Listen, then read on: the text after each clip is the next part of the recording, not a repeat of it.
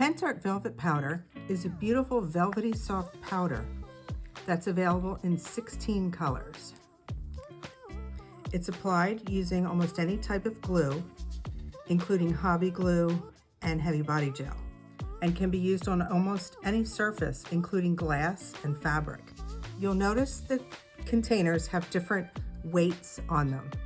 That's because of the weight of the dye that's used to produce the powders, but you will be getting the same amount of powder regardless of the weight.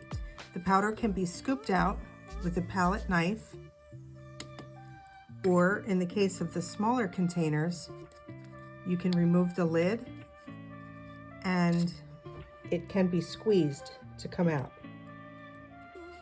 Or if you'd like, that lid can be removed as well and you can pour it out. For this project, I'm using Pentart Hobby Glue.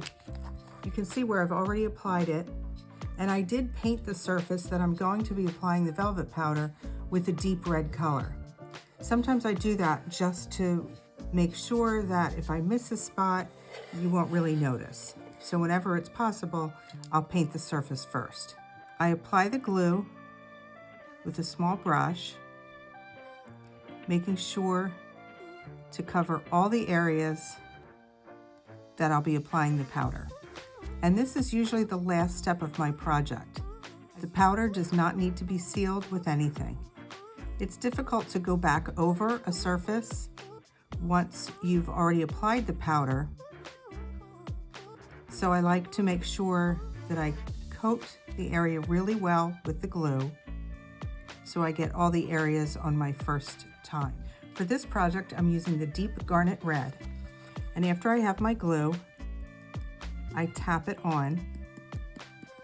And then you want to take a dry brush, or you could use your fingers, and spread it around and press it down. You want to press it well into the glue so it all sticks. Also, I'm using a piece of plastic to work on. That way the excess can be put back into the container. So I'm just pressing it down firmly, and then I shake off the excess. And there you can see the beautiful red velvet. To put the extra back into the container, I can just pick up the plastic or the paper and pour it in. You can even mix the colors to make a new color.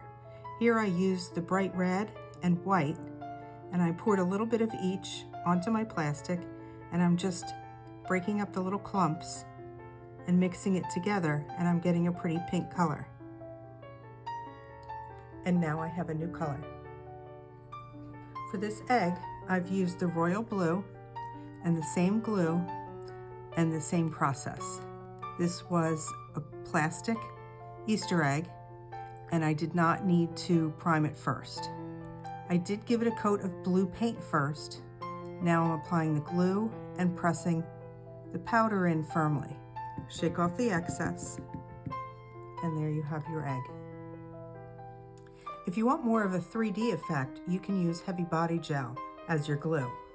I'll just use a palette knife to spread it through the stencil. Remove the stencil, and then apply your velvet powder. You can squeeze it on or take off the lid. You want to make sure you cover all of the glue with the velvet powder and then lightly press it down. Shake off the excess, and the heavy body gel will dry clear, and you'll be left with a pretty green stencil design.